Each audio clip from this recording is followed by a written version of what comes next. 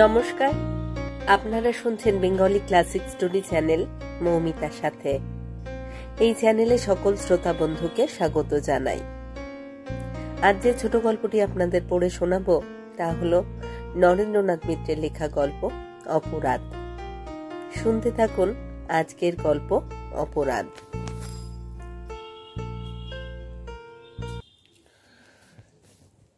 ঘটনাটা ঘটল অসিতের অফিসে বেরোবার ঠিক আগের মুহূর্তে। ধরা পড়ল তার ডায়েরি ব্যাগটা কোথাও উধাও হয়েছে।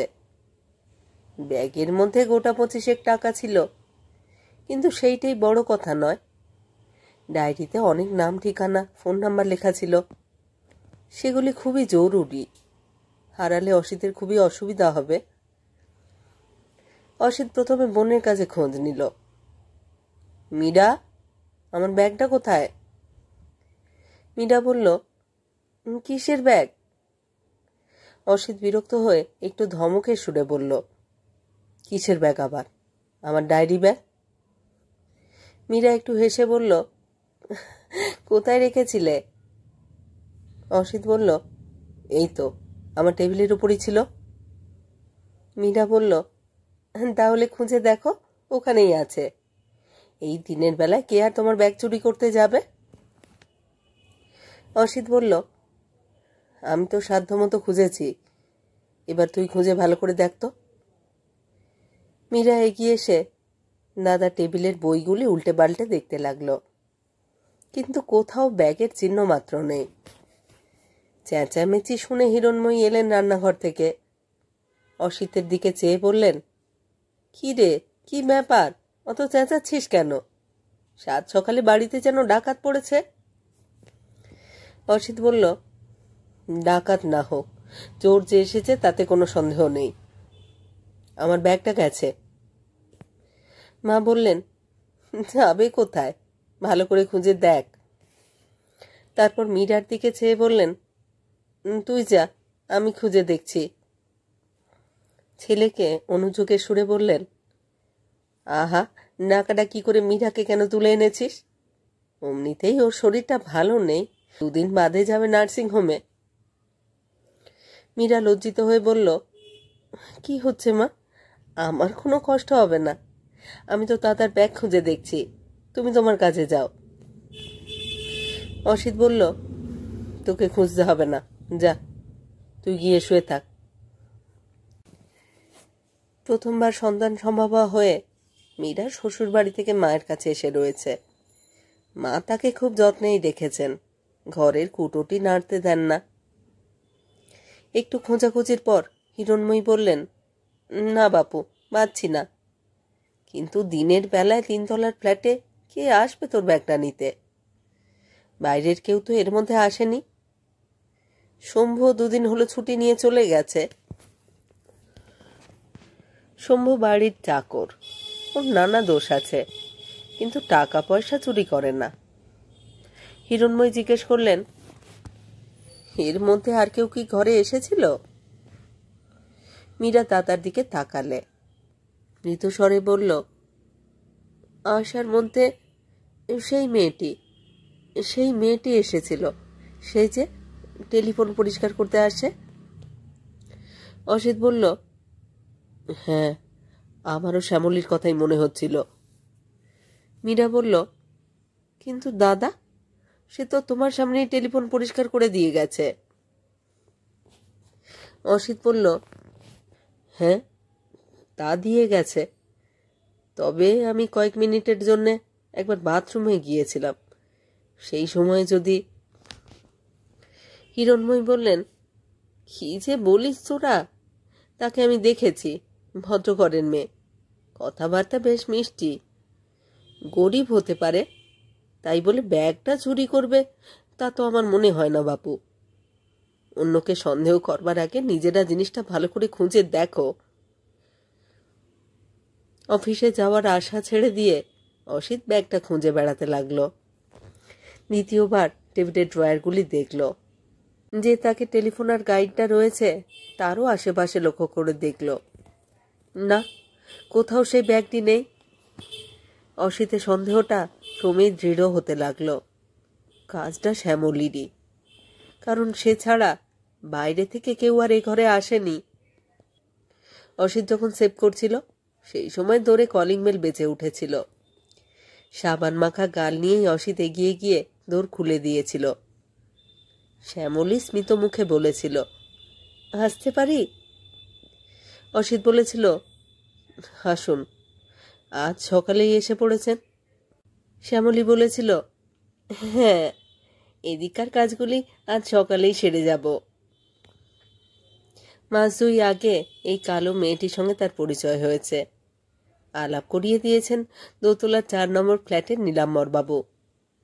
শ্যামলী টেলিফোন সার্ভিস কোম্পানিতে কাজ করে। বাড়ির এবং অফিসের টেলিফোনগুলি পরিষ্কার করে দেওয়ার দায়িত্ব নিয়েছে। বীজাণুনাশক রাসায়নিক দ্রব্য দিয়ে টেলিফোনের মাউথপিস পরিষ্কার করে তাতে সেন্ট লাগিয়ে দেওয়া এদের কাজ। বেশি নয়, বছরে মাত্র 24 টাকা। বছরে মাত্র 24 টাকা তার জন্য ব্যয় করতে হবে। প্রতি মাসে 2 টাকা। সেই থেকে শ্যামলীর সঙ্গে অসিতের আলাপ। প্রতি সপ্তাহে একবার করে এসে শ্যামলী টেলিফোন পরিষ্কার করে দিয়ে যায়। প্রতিবারই যে শ্যামলীর সঙ্গে অসিতের দেখা হয় তা নয়, কোনো কোনো বার অনিমা বলে আরেকটি মেয়েও আসে।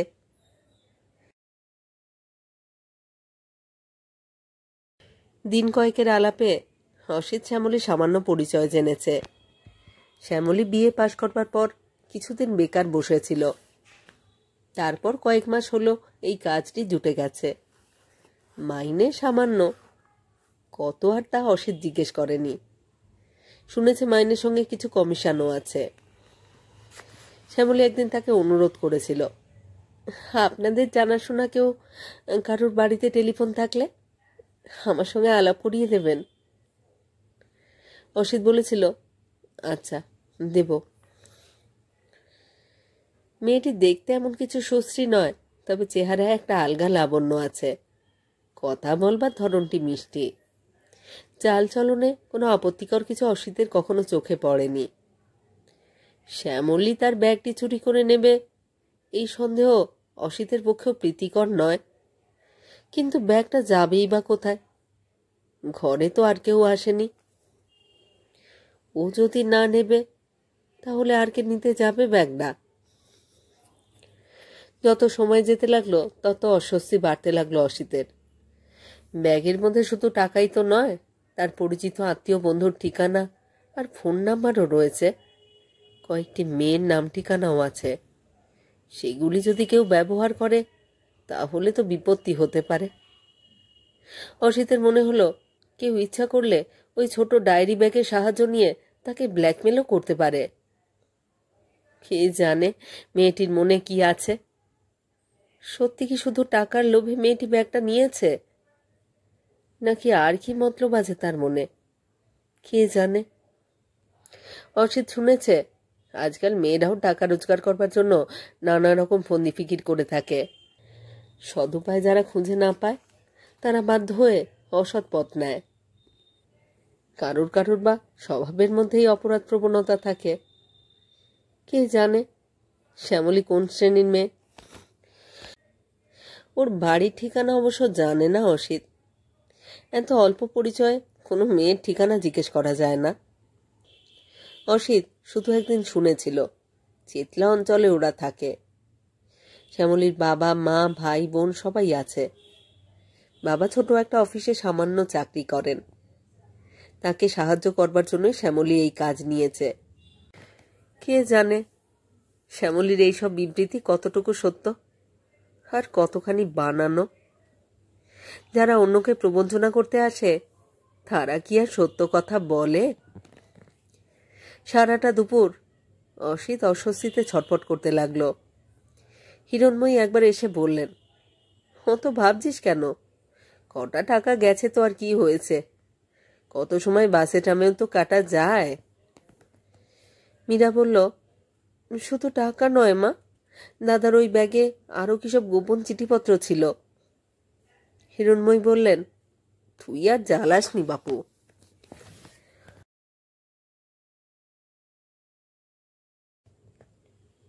হঠাৎ অসিতের মনে হলো শ্যামলীর অফিসে খোঁজ নিলে হয়। কন্ট্রাক্ট ফর্মে নিশ্চয়ই অফিসের ঠিকানা, ফোন নাম্বার পাওয়া যাবে। ড্রয়ার খুলে মিনু অ্যান্ড কোং কোম্পানির কন্ট্রাক্ট ফর্ম বের করল অসিত। তাতে ঠিকানা আছে, ফোন নাম্বারও পাওয়া গেল। অসিত রিসিভার তুলে ডায়াল করে বলল, মিনু অ্যান্ড কোম্পানি, হ্যালো। ওপার থেকে সাড়া এলো, হ্যালো, হ্যাঁ বলুন। অসিত বলল, দেখুন, সকালের দিকে আপনাদের কোম্পানির শ্যামলী দত্ত আমাদের এখানে সার্ভিসে এসেছিল। হ্যাঁ, শ্যামলী আমাদের এখানে কাজ করে। তাই কি? অসিত বলল, কিছু মনে করবেন না, আমার একটা ডায়েরি ব্যাগ খুঁজে পাচ্ছি না, যদি ভুলক্রমে ওর সঙ্গে চলে গিয়ে থাকে। কি যে বলেন, আপনার ব্যাগ কি করে ওর সঙ্গে আসবে? সে তো আর একটা ছোটখাটো জিনিস নয়। ব্যাগের মধ্যে কি কি ছিল? অসিত বলল, গোটা 25 টাকা ছিল, কিন্তু সেটা বড় কথা নয়। ডায়েরির মধ্যে কতগুলি ঠিকানা ছিল, সেগুলি আমার বিশেষ দরকার। বুঝতে পারছি, এবার দয়া করে আপনার নাম ঠিকানা বলুন। অসিত নিজের নাম, ঠিকানা, ফোন নাম্বার জানিয়ে দিল। তারপর বলল, ব্যাগটার যদি খোঁজ দিতে পারেন খুবই উপকৃত হব। খানিক বাদে আরও একটা নাটকীয় ঘটনা।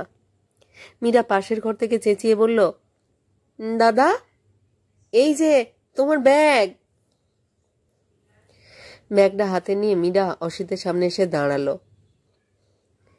অসিত এক মুহূর্ত স্তব্ধ হয়ে থেকে বলল, কোথায় পেলি? মীরা বলল, তোমার ময়লা শার্টটার পকেটে। ধোপা বাড়ি যাবে বলে সব এক জায়গায় জড়ো করা ছিল, আমরা কেউ দেখিনি। হঠাৎ আমার মনে পড়ল, হাত দিতেই দেখি তোমার হৃৎপিণ্ড। এই নাও, কি খাওয়াবে বলো? আর খাওয়ানো। অসিত ব্যাগটা এখন জানলা দিয়ে ছুঁড়ে ফেলে দিতে পারলে বাঁচে। একটু আগে যে শ্যামলীদের অফিসে সে ফোন করেছিল তা বোনের কাছে গোপন রাখল, মাকেও জানালো না। এবার অন্য এক ধরনের অস্বস্তি তার মনের মধ্যে কাঁটার মতো বিঁধতে লাগলো। আজ আর কিছু করবার নেই। মিনু অ্যান্ড কোম্পানির অফিস এতক্ষণে নিশ্চয়ই বন্ধ হয়ে গেছে। তবু একবার ফোন করে দেখল অসিত। রিং হয়ে যেতে লাগলো, কিন্তু কেউ কোনো সাড়া দিল না। পরদিন অফিসে গিয়ে আবার শ্যামলীদের অফিসে ফোন করলো অসিত। একজন মহিলা ভারী গলায় সাড়া দিলেন, হ্যালো, কে বলছেন? অসিত নিজের পরিচয় দিয়ে বলল, আগে আমার ব্যাগটা পাওয়া গেছে। আমার সেই ব্যাগটা পাওয়া গেছে। কোথায় পাওয়া গেল? আমাদের বাড়িতেই। ওপারের মহিলা ধমকে সুরে বললেন, দেখুন তো, জিনিসটার ভালো করে খোঁজ না নিয়ে আপনি আমাদের রিপ্রেজেন্টেটিভকে অন্যায়ভাবে সন্দেহ করেছেন। ওরা গরিব হতে পারে, কিন্তু প্রত্যেকেই সৎ, ভদ্রবংশের মেয়ে। অসিত বিনা বাক্যেই ধমকটুকু সহ্য করল। তারপর অপেক্ষা করতে লাগল। শ্যামলী যেদিন আসবে তার কাছে সে ক্ষমা চেয়ে নেবে। কিন্তু শ্যামলী আর এলো না। তার বদলে অন্য একটি মেয়ে এসে টেলিফোন পরিষ্কার করে দিয়ে গেল। অসিত প্রতীক্ষা করে শ্যামলীর সঙ্গে আবার একদিন তার দেখা হবে, নিজের ভুলের জন্য সে ক্ষমা চাইবার সুযোগ পাবে। কিন্তু সেই মুহূর্তটি আর এলো না। অসিতের মনে হলো, এরপর ট্রামে, বাসে শ্যামলীর সঙ্গে যদি হঠাৎ কখনো তার দেখাও হয়ে যায়, শ্যামলী নিশ্চয়ই তাকে পরিচিত বলে স্বীকার করবে না। চোখে চোখ পড়া মাত্রই চোখ ফিরিয়ে নেবে। ভেবে দেখতে গেলে এমন কিছু অপরাধ নয়, এর চেয়ে গুরুতর ত্রুটি বিচ্যুতি অসিতের জীবনে ঘটেছে, হয়তো পরে আরও ঘটবে।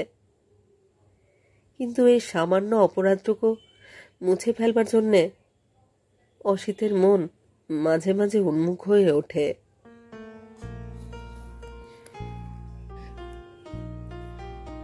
শেষ হলো আজকের গল্প। নরেন্দ্রনাথ মিত্রের লেখা গল্প অপরাধ। অসিতের মতোই আমাদেরও জীবনে এরকম ছোটখাটো অপরাধ হয়তো ঘটেই থাকে, কিন্তু না জেনে বিনা প্রমাণে কোনো মানুষকে অপরাধী ঠাউরানো ঠিক নয়। হয়তো কিছুই হয় না, কালো প্রবাহে সেই ঘটনা মুছে যায়, কিন্তু একজন নিরপরাধী মানুষকে অপরাধী ঠাউরানোর বিবেক দংশন আমাদের মনের মধ্যে চলতেই থাকে, যেমন অসিতের চলছে। কেমন লাগলো আজকের গল্প? কেমন লাগলো আমার পাঠ? এই চ্যানেলে যারা আমার পুরো গল্প পাঠ শুনছেন তাদের জানাই আমার আন্তরিক ধন্যবাদ।